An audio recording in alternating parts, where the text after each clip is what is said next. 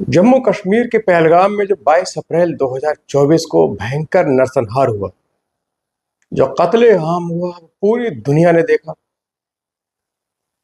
और इसकी भयावह तस्वीरें हैं। उसने मानवता में विश्वास रखने वाले हर एक जन को फाड़ के रख दिया। लोगों की आत्माएं रोई।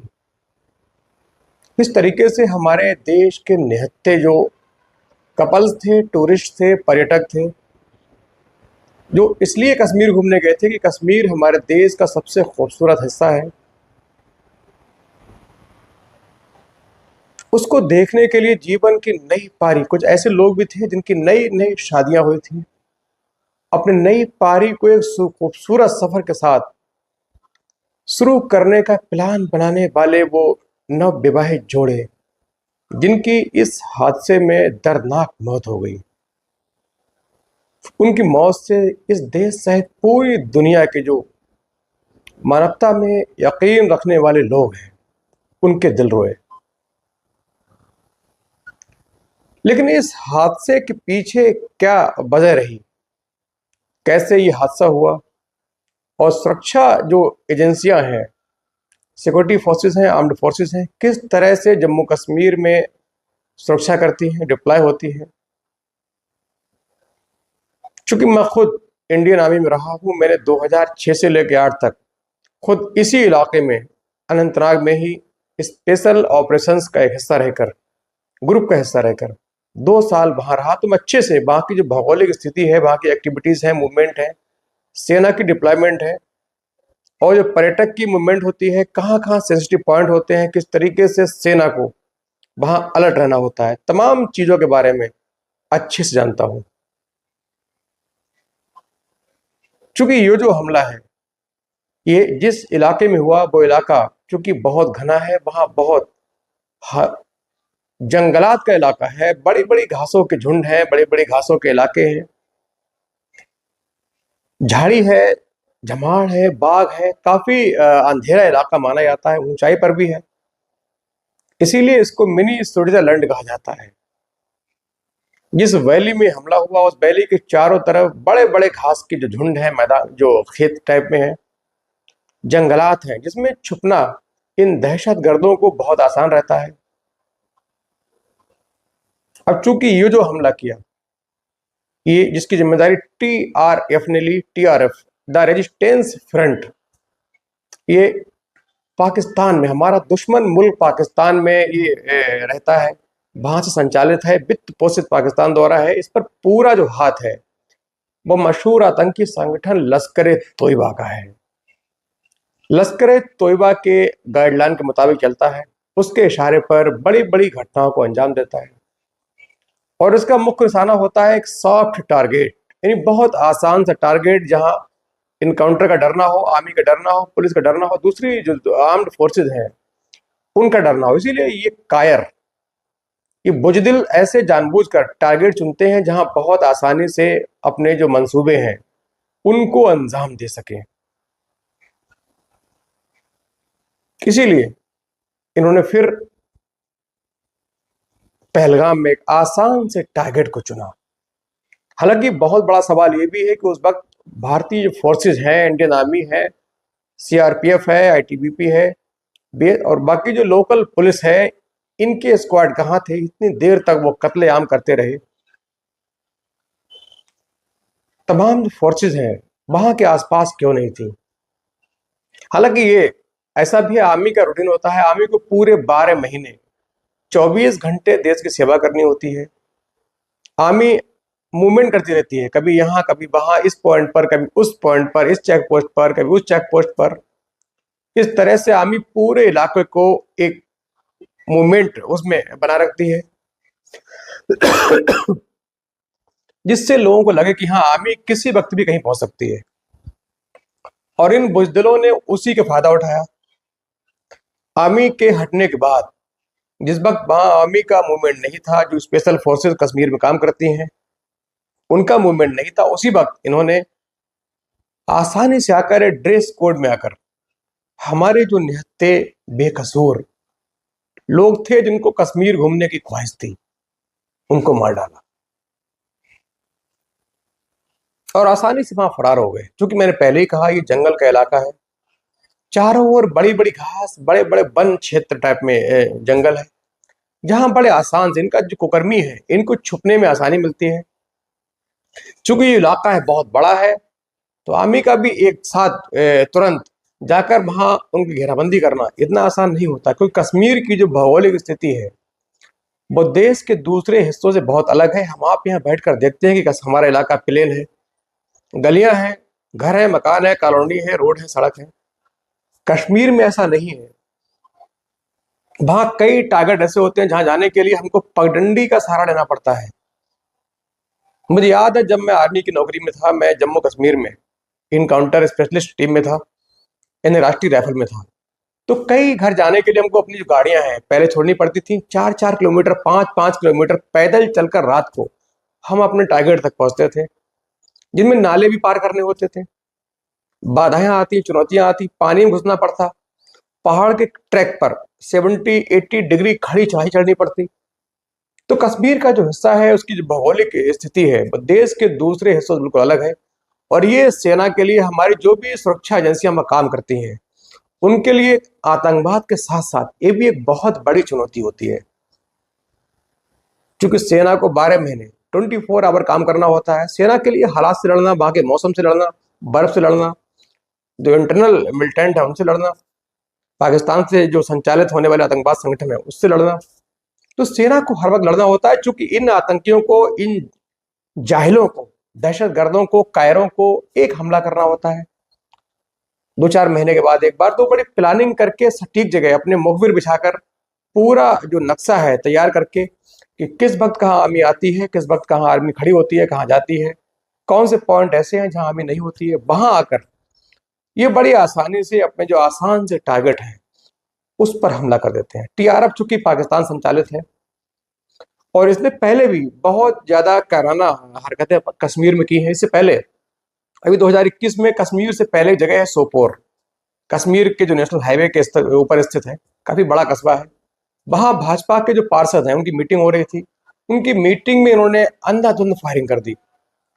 उससे पहले हंडवाड़ा में अभी 2022 में ही जम्मू कश्मीर के रियासी में तमाम जगह इन्होंने हमला किया। अमूमन इन्होंने बहुत आसान से सॉफ्ट टारगेट चुने। हालांकि एक तरीके से बात यह भी है कि अभी जम्मू में अभी अप्रैल के अभी जो 2 महीने पहले, एक 1.5 महीने पहले हमले हुए, कठुआ में हुए, जम्मू के आसपास हुए, तो इस तरह की गाइडलाइन जारी हुई थी, एक वार्निंग भी आई थी, इनपुट आए थे कि जम्मू कश्मीर में कहीं भी हमले हो सकते हैं, लिहाजा फोर्सेस को बहुत ज्यादा अलर्ट रहने की जरूरत है।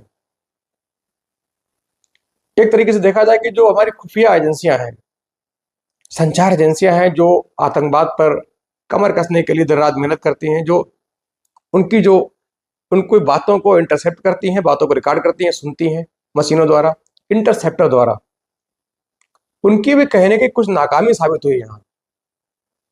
दूसरी ओर सेना के जवान हैं, वहां उस वक्त नहीं थे, यदि होते तो उसमें काफी घायल ऐसे थे जो काफी देर तक तड़पते रहे, लेकिन इलाज न मिलने के अभाव में उन्होंने दम तोड़ दिया। यदि वहां सेना होती, बाकी दूसरी टीम पुलिस होती, तो शायद नतीजे कुछ और होते। हमारे कुछ जो मृतक लोग हैं, हो सकता है कुछ जिंदा होते। और ऐसी भयावह तस्वीर वहां से हमें देखने को मिली जिससे पूरे देश का दिल बैठ गया। अब दरअसल यह जो आतंकवाद है, ये पाकिस्तान से यहाँ आता कैसे है? इसके लिए इनके पास एक खास ऐप होता है, उसके ऐप के द्वारा ये कॉलिंग करते हैं। वो ऐप अमूमन बहुत कम पकड़ में आता है, रडार में आता है, लेकिन हमारी सुरक्षा एजेंसियां हैं उसको भी पकड़ लेती हैं। उसके द्वारा बात करते हैं, फिर उसके बाद ये सुरंग बनाकर, जो एलओसी है, आपने सुना होगा, एक एलओसी होती है, एक होती है अंतरराष्ट्रीय सीमा। दोनों में फर्क है। जो पंजाब में, राजस्थान में, जो गुजरात में सीमा है, वो लगभग 750 किलोमीटर लंबी है। वो उसे कहते हैं अंतरराष्ट्रीय सीमा। वहां कोई खतरा नहीं है, दोनों तरफ बेसब रहती है। इधर हमारी बेसब, सामने पाकिस्तान के रेंजर्स, वो आमने सामने जो फेंसिंग तारबंदी है उसके आर पर खड़े होते हैं, कोई दिक्कत नहीं है। लेकिन जो कश्मीर में जो एलओसी है, लाइन ऑफ कंट्रोल, ये अंतरराष्ट्रीय जो मानक है उसके मुताबिक नहीं है। ये सिर्फ आपसी सहमति से है। दुनिया की नजरों में ये कंट्रोल की रेखा है, अंतर्राष्ट्रीय सीमा के रूप में दर्ज नहीं है। इसीलिए यहाँ हमारी जो आर्मी है रहती है पीछे बीच में, जो घना जंगली पहाड़ी इलाका होता है। एक तरफ हमारी आर्मी की पोस्टें हैं, दूसरी ओर लगभग 1 से 2 किलोमीटर एरिया खाली होता है, जिसमें भयंकर वन, पहाड़, जंगल, झाड़ी, नाले होते हैं, गहराई में होता है। उसके बाद सामने ऊपर सीधे पाकिस्तान की पोस्टें होती हैं, बीच में कोई बॉर्डर नहीं, कोई ऐसा कोई बाधा नहीं। उसी इलाके में रात को ये अपने इलाके से चलकर हमारे इलाके में घुसते हैं और हमारे इलाके में आकर नीचे से सुरंगें बनाकर बॉर्डर के नीचे से आराम से कश्मीर में दाखिल होते हैं और वहां आकर लोकल लोगों को जोड़ते हैं। लोकल लोगों को जोड़कर उनको पाकिस्तान ये बताता है कि तुम्हारे खिलाफ आर्मी जुल्म कर रही है, तुम्हारे लोगों को मार रही है। कश्मीरी युवा हैं जो नशे के सेवन करते हैं, आवारा टाइप लोग होते हैं, उनको ये लोग पकड़ते हैं, मोटे पैसों का प्रलोभन देते हैं, लालच देते हैं। उसके बाद उनको अपने इन नापाक गतिविधियों में शामिल कर लेते हैं और शामिल करके उनसे भी कश्मीर में दहशत गर्दी करवाते हैं, शांति को भंग करा देते हैं। चूंकि 2019 से अब तक लगातार पाकिस्तान इस फिराक में है कि कश्मीर में शांति क्यों है। पाकिस्तान को चिंता है कि 19 के बाद जिस तरीके से हालात बदले, सरकार ने कश्मीर के लिए काम किया, वहां टूरिज्म का बढ़ावा मिला और टूरिज्म का बढ़ावा निश्चित तौर पर कश्मीर के लिए एक बैकबोन की तरह है, उनके लिए एक रीढ़ की हड्डी की तरह है। इस टूरिस्ट से उनके कश्मीर में रोजाना लाखों करोड़ों पैसे आते हैं, जिससे कश्मीर का काम चलता है, लोगों के घरों में चूल्हे जलते हैं, बच्चे पलते हैं। यही चीज पाकिस्तान में बैठे जो नफरती चिंटू हैं उनको समझना आई, उनको रास्ता आई, इसीलिए उन्होंने ऐसे वक्त बेवक्त हमले कराए। इसी का नतीजा ये है कि पहलगाम में हमला हुआ, जिसमें हमारे 28 जो लोग हैं मारे गए, जिसमें 2 विदेशी भी हैं, एक कनाडा के हैं, कनाडा ब्रिटेन के हैं और एक इजराइल के। घायल भी हैं जिनका इलाज चल रहा है। दूसरी बात यह है कि इस वक्त अफवाहें बहुत काम कर रही है, लोगों को पुराने वीडियो शेयर करके दिखाए जा रहे हैं। कश्मीरी युवा हैं, उन्होंने भी साथ में गोली खाई। जो सैयद मारे गए हैं, उन्होंने अपने जो टूरिस्ट हैं बचाने के लिए आतंकी की गन को आगे से पकड़ लिया और कहा इनको मत मारिए, हमारे मेहमान हैं। तो फिर आतंकी ने उनको ही मार दिया। और जो नौजवान थे उन्होंने निकलकर लोगों की जानें बचाई, अपनी पीठ पर बैठाकर उनको वहां से निकाला और सुरक्षित जगह पहुंचाया। और इस बार पहली बार मैंने देखा है, क्योंकि मैं कश्मीर से मेरा काफी नाता रहा है, मैं वहां रहा हूं, मैंने आर्मी की नौकरी वहां की है। इस बार जो लोकल लोग हैं उनका जो विरोध पाकिस्तान के खिलाफ है, जिस तरीके से मार्केट पूरी बंद कर रखी है, शोक कर रहे हैं, धरने दे रहे हैं, ये पहली बार हुआ है। निश्चित तौर पर ये आतंकवाद के खिलाफ कमर तोड़ने में हमारे लिए बहुत सहायक होगा, क्योंकि लोकल जो लोग हैं उनका यदि सहारा आतंकवाद को नहीं होगा तो उनकी कमर तोड़ने में बहुत आसानी होगी, बहुत आसानी।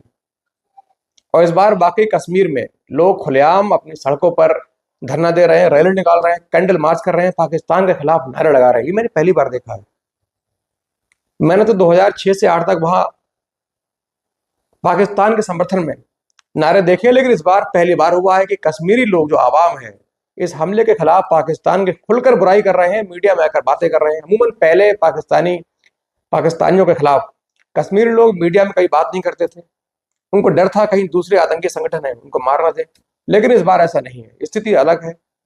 इस बार कश्मीरी खुलेआम इन दहशतगर्दों की विरोध कर रहे हैं, इनकी बुराई कर रहे हैं, मजम्मत कर रहे हैं, बाकी पाकिस्तान के खिलाफ कड़ी कार्रवाई के लिए सरकार से अनुरोध भी कर रहे हैं। निश्चित तौर पर एक चीज है, आतंकवाद की कमर तोड़ने में मील का पत्थर साबित होगी, क्योंकि लोकल जो इनपुट होता है, लोकल लोग होते हैं, उनके सहारे से आर्मी चलती है।